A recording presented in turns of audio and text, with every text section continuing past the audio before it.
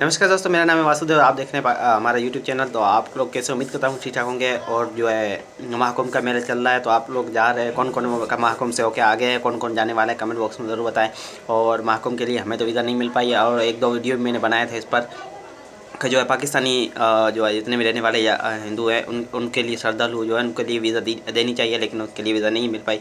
तो आज हम एक वीडियो लेके आए जो है आरजे रौनक सर का, जो कि बता रहे हैं महाकुंभ में जाने से पहले महाकुंभ में मची भगदड़ का पूरा सच।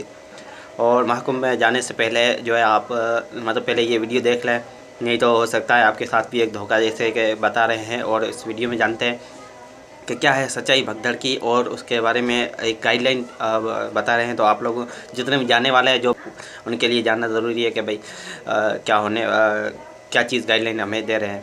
तो चलिए वीडियो स्टार्ट करते हैं और मिलते हैं वीडियो को। आप अगर हमारे चैनल पर नए हो तो सब्सक्राइब करके और वीडियो को आगे भी शेयर कर लें, ताकि वीडियो और लोगों तक पहुंच सके और हमारी भी कुछ हेल्प हो सके। तो चलिए वीडियो स्टार्ट करते हैं। दोस्तों, मौनी अमावस्या पर 28 जनवरी की रात महाकुंभ में एक जबरदस्त हादसा हुआ। इस हादसे के बाद से लाखों हिंदुओं के मन में ये सवाल पैदा हो गया है कि वो महाकुंभ में पवित्र स्नान करने जाएं या न जाएं। एक तरफ लोग टीवी चैनल और सोशल मीडिया पर दिखाई गई भीड़ की तस्वीरों से लोग बेहद डरे हुए हैं। दूसरी तरफ जब वो नहीं जाने की बात सोचते हैं तो उन्हें बुरा भी लगता है। उन्हें लगता है कि 144 साल बाद आए इस पवित्र अवसर को वो कैसे गंवा दे।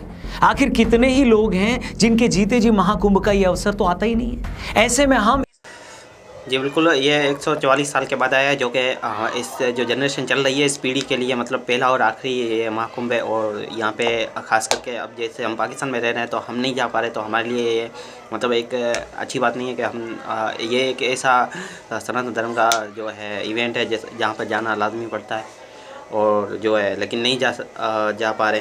तो जो जा रहे हैं उनके मन में भी एक जो न्यूज़ बताकर काफ़ी जो है खौफ बिठाया गया है। तो इस पर जो है ये अपने राय इस मौके को कैसे गंवा दें। लेकिन मौनी अमावस्या के दिन जो हादसा हुआ उसके बाद मन में ख्याल भी आता है कि अगर ऐसा कुछ मेरे या मेरे परिवार के साथ हो गया तो क्या होगा। मैं अच्छे से जानता हूं दोस्तों कि ये उधेड़-बुन लाखों लोगों के मन में बनी हुई है और इसका जवाब ज़्यादातर लोगों को नहीं मिल रहा है। तो आज के वीडियो में हम कोशिश करेंगे कि इस पूरे मुद्दे के एक एक पहलू पर आपसे बात करें। तो मौनी अमावस्या के दिन हुए हादसे से हम शुरू करते हैं। इस हादसे के बाद हमें दो तरह के बयान सुनाई दिए। एक तरफ वो लोग हैं जो ये बोल रहे हैं कि अरे इतने बड़े आयोजन में ऐसे छोटे मोटे हादसे तो होते रहते हैं, ऐसा बोलने वालों में एक मंत्री भी थे। दूसरी तरफ ऐसे लोग भी हैं जो ऐसे हादसे की ताक में ही बैठे थे। मतलब जब पूरी दुनिया महाकुंभ में की गई व्यवस्था की तारीफ कर रही थी, इस बात पर हैरान हो रही थी कि एक शहर में करोड़ों लोग कैसे आ सकते हैं, हर कोई व्यवस्था की तारीफ कर रहा था, तब ये कुछ नहीं बोल रहे थे। लेकिन जैसे ही मौनी अमावस्या के दिन ये हादसा हुआ तो ये गिद्ध टाइप के लोग बाहर आ गए, जैसे ईश्वर ने इनके मन की मुराद पूरी कर दी। हम इन दोनों ही लोगों पर एक एक करके बात करेंगे, इसलिए वीडियो अपने दोस्तों से जरूर शेयर करिएगा। तो देखिए दोस्तों, एक तो ये बात किसी को भी नहीं करनी चाहिए कि इतने बड़े आयोजन में हादसे तो हो ही जाते हैं, कुछ जाने तो चली ही जाती है। मैं इस बात से बिल्कुल अग्री नहीं करता हूँ, गुस्सा आता है मुझे। मेरा मानना है कि अगर भीड़ की वजह से किसी एक आदमी की भी जान जाने का भी डर हो तो लाखों करोड़ों लोगों की आस्था से पहले उस एक आदमी की जान ज्यादा जरूरी है। अगर एक माँ अपने बच्चा खो देती है, अगर एक बच्चा अपना पिता खो देता है ऐसे हादसे में, तो उस माँ या बच्चे को जो इससे दुख पहुंचता है, उस दुख की कीमत लाखों करोड़ों लोगों को मिलने वाले पुण्य से ज्यादा है। बहुत आसान होता है जब कोई दूसरा अपने परिवार का कोई सदस्य खो दे और हम अपने घर पर बैठे बैठे ये बोल दें कि अरे तो क्या हुआ, कुछ लोगों की जानें तो जाएंगी। ऐसा है तो फिर ये बड़े बड़े लोग ऐसा क्यों नहीं करते, वीवीआईपी व्यवस्थाएं मत करवाएं, उसी तरह स्नान के लिए लाइनों में लगे जैसे आम आदमी लगता है। तब हम भी ये समझ जाएंगे कि इन्हें अपनी जान की परवाह नहीं है। लेकिन खुद के लिए हर तरह की सुविधा लेकर किसी की मौत पर यह कह देना कि ऐसा तो हो ही जाता है, ये कहीं से अक्लमंदी नहीं है। अब सवाल ये है कि ऐसे हादसे फिर रोके कैसे जाएं। तो भाई अगर एक शहर में कुछ वर्ग किलोमीटर के दायरे में एक वक्त में 10 करोड़ लोग आ जाएंगे तो हादसे तो वैसे भी नहीं रुकेंगे, आज नहीं तो कल कुछ ना कुछ तो होगा ही। तो फिर सवाल ये है कि किया क्या जाए। देश में 100 करोड़ से ज्यादा हिंदू हैं, इतने लोगों को स्नान करना है तो वो भी प्रयागराज में आकर, तो किया क्या जाए। अब अगेन इस पर मेरी सोच थोड़ी अलग है, लेकिन मुझे लगता है किसी को तो ये बात करनी चाहिए। मेरा मानना है कि जैसे हर धार्मिक यात्रा में लोगों की संख्या पर एक कैपिंग होती है, उसकी एक संख्या तय की जाती है ताकि भीड़ को मैनेज किया जा सके, उसी तरह की कैपिंग महाकुंभ के दौरान भी होनी चाहिए। शहर में आने और शहर से जाने वाले लोगों की संख्या पर एक लिमिट तय होनी चाहिए। जैसा कि मैंने कहा, जगह तो लिमिटेड ही है, तो फिर उस जगह के हिसाब से एक हद तक ही लोग वहां आ सकते हैं, ये रूल बनना चाहिए। जैसे आपकी फैमिली में अगर शादी होती है तो आप एक बड़ा सा मैरिज हॉल बुक कराते हैं, घर के 10 बाय 10 के कमरे में तो 2000 लोगों को बुलाते नहीं है, और अगर आप बुला लेंगे तो फिर वहां क्या हो गया बताने की जरूरत भी नहीं है। एक शहर वो भी उसके घाटों पर एक वक्त में 3-4 करोड़ लोगों का आ जाना वैसे ही है जैसे 10 बाय 10 के कमरे में बुलाकर 10,000 लोगों को इकट्ठा कर लेना। हादसे की पूरे के पूरे चांसेस होते हैं वहां पर। और ये कोई नई बात नहीं है, वैष्णो देवी में भी ऊपर ज्यादा भीड़ हो जाने पर नीचे कटरा में ही लोगों को रोक दिया जाता है। अमरनाथ यात्रा से लेकर चारधाम यात्रा तक सभी जगह भीड़ को नियंत्रित करने के लिए एक हद तक ही लोगों को जाने दिया जाता है। तो फिर इस तरह का नियम महाकुंभ में भी होना चाहिए। हालांकि मौनी अमावस्या के दिन हुई भगदड़ के बाद प्रशासन ने भीड़ को मैनेज करने के लिए मेला क्षेत्र को नो व्हीकल जोन घोषित किया है। वीवीआईपी पास रद्द किए गए, आने जाने के रास्तों को वन वे किया गया है। लेकिन ये सारी चीजें पहले से ही होनी चाहिए थी। और उससे भी ज्यादा बड़ी बात, एक लिमिट से ज्यादा लोगों को एक वक्त में शहर में नहीं आने देना चाहिए। मुझे पता है एक धार्मिक मामला है, लाखों लोगों की भावनाएं जुड़ी हैं, इसलिए लोगों को रोकने की बात कोई नहीं करता। लेकिन जैसा कि मैंने कहा, आस्था, भावनाएं, पवित्र आयोजन सब अपनी जगह है, सबका सम्मान भी होना चाहिए। लेकिन अगर भीड़ की वजह से एक भी जान जाती है तो सारी कोशिश उस एक जान को बचाने की होनी चाहिए, क्योंकि लाखों लोगों का कमाया पुण्य भी एक बच्चे को उसका पिता और एक माँ को उसका बच्चा वापस नहीं दिलवा सकता। दोस्तों, अब आते हैं उन लोगों पर जो ऐसे हादसों के बाद मजे लेने दोस्तों, कुछ लोग मौनी अमावस्या के दिन हुए हादसे के बाद से बहुत खुश हैं। उन्हें लगा कि अब फलाना पार्टी को नीचा दिखाएंगे। ऐसे लोगों को मैं यही कहूंगा कि मित्रों, जब कोई इंसान माउंट एवरेस्ट के टॉप पर पहुंच जाता है ना, तो आप ये नहीं देखते कि रास्ते में उसका कितनी बार पैर फिसला या वो कितनी बार गिरा। अगर वो टॉप पर नहीं भी पहुंच पाता तब भी आपको इस बात के लिए उसका मजाक नहीं उड़ाना चाहिए, क्योंकि एवरेस्ट पर चढ़ना ही अपने आप में दुनिया का सबसे चैलेंजिंग काम है। सेम यही बात महाकुंभ जैसे इवेंट को ऑर्गेनाइज करने को लेकर भी है।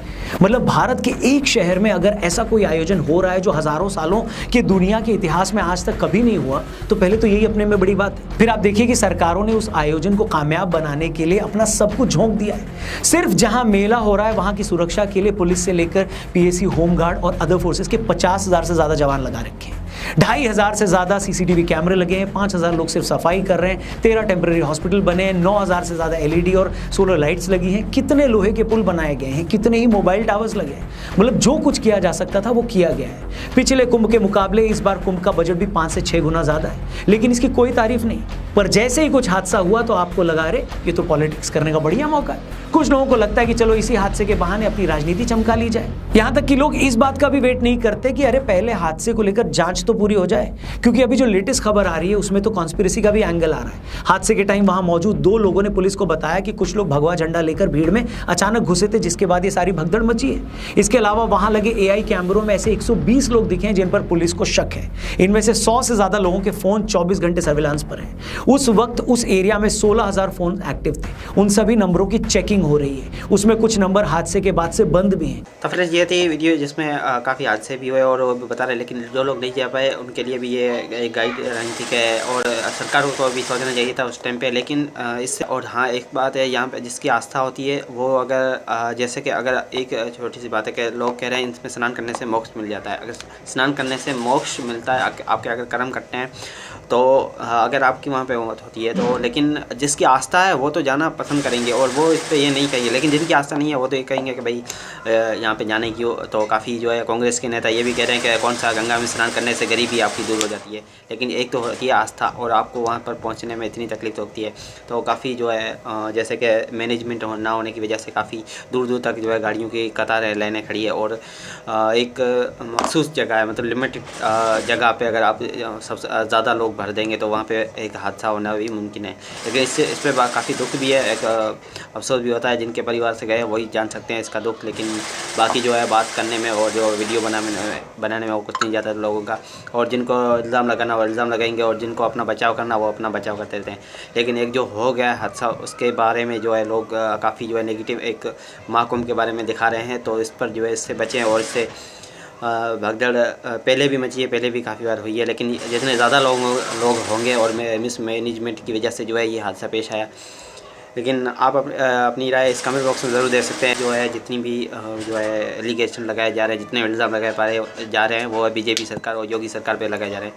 लेकिन योगी जी ने उसी दूसरे दिन जो है कॉन्फ्रेंस करके एक जो है एकदम बोल भी दिया था और काफ़ी जो है उदास नज़र आ रहे थे। तो लेकिन इससे पिछले